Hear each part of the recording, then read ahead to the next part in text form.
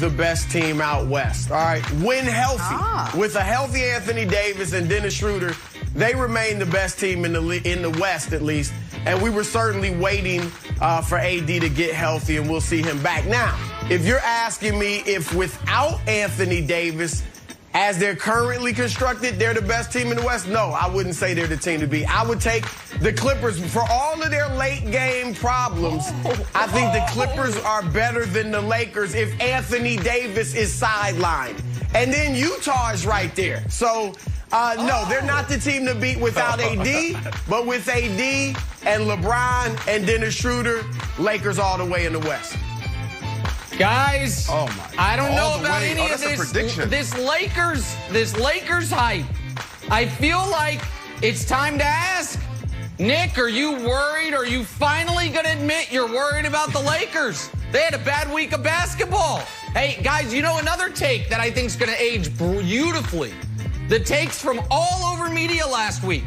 Is LeBron James being selfish by playing for his team? More on that all day, every day. LeBron James, does he care more about his 5th MVP than his 5th championship? And why that is why he can never be greater than Karl Malone, let alone Michael Jordan. More on that later, I'm sure, as well.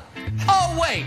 So it turns out once they just got their 3rd best player back, they're going to start mollywopping teams again. They just couldn't do it with LeBron plus Kuzma and Markieff Morris. Yeah, Brandon, I think they're just fine. Yeah. You get Schroeder back, you whoop the Blazers, you whoop the Warriors. I think they're fine. So are you celebrating those 2 wins?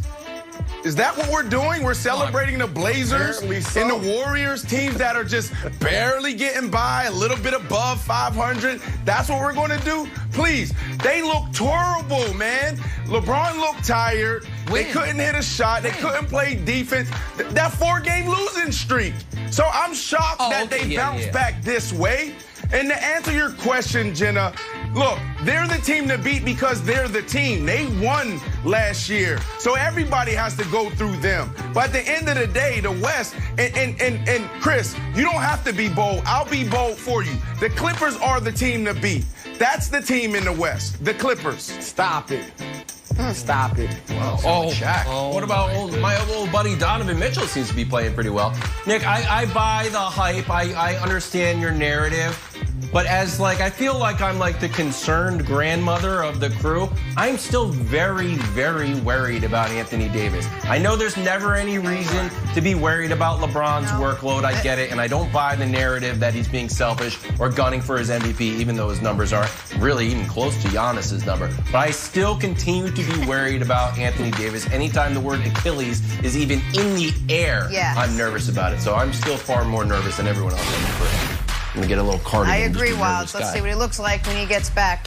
All right, so after yesterday's loss to the Lakers, Steph Curry had some interesting comments on teams still having a little extra motivation when playing Golden State. Listen to this. Draymond said it a little bit at halftime. We have to remember that even when we're playing well, we won 3 in a row. You know, teams still want to beat us and beat us bad. They still have, you know, a lot of memories from the last 5-6 years. Oh, that's so good. Nicely. Hey, Broussard, what do you make of that one, Steph? He is absolutely, positively correct. I mean, do we remember how the Warriors absolutely ran through the NBA? They whipped LeBron twice in the finals, beat him another time in the finals. They won 73 games. Yes, this is payback. And last year didn't matter because Steph wasn't there. Now you got Steph there with all his shimmying he was doing. Draymond with all his talking. Teams are loving this. Think about this, guys. You rarely get to beat up on a team that was a dynasty. The Jordan Bulls left intact after their championship years. The Showtime Lakers, Kareem left after a trip to the finals. Magic left after a trip to the finals. Shaq and Kobe, they parted ways after a trip to the finals.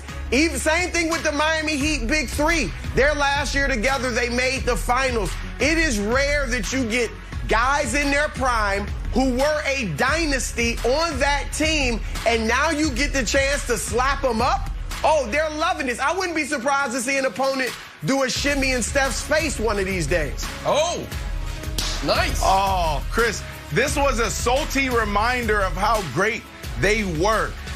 You got to read between the lines. This is Steph Curry saying, guys, I don't have Clay. Guys, we are beat up right now, but don't forget what we used to do to you boys and what we're going to do next year when Clay come back. If you read between the lines, Nick, this is actually Steph Curry talking trash. Yeah, listen, I'm going to have to read between the lines, and Wilds, I'm also going to have to read a history book because Steph said the last 6 years. So I'm just going back my memory. Is like, okay, is he talking about last year? No, they were the worst team in the league last year. Is he talking about the year before last year? No, because they lost in the finals in 6. Is he talking about the 73-win year? No, because they had the biggest finals choke job ever. See, he's talking about the year they beat a team whose second and third best players were Dellavedova and Moskov. No, it's not what he's talking about. Oh, he's talking about the 2 titles they won, and that best player doesn't play for him anymore. Yes, teams would love to give it to the 17 and 18 Warriors, but that team does not exist. And when Clay comes back, that team still doesn't exist. You know what this Warriors team reminds me a lot of?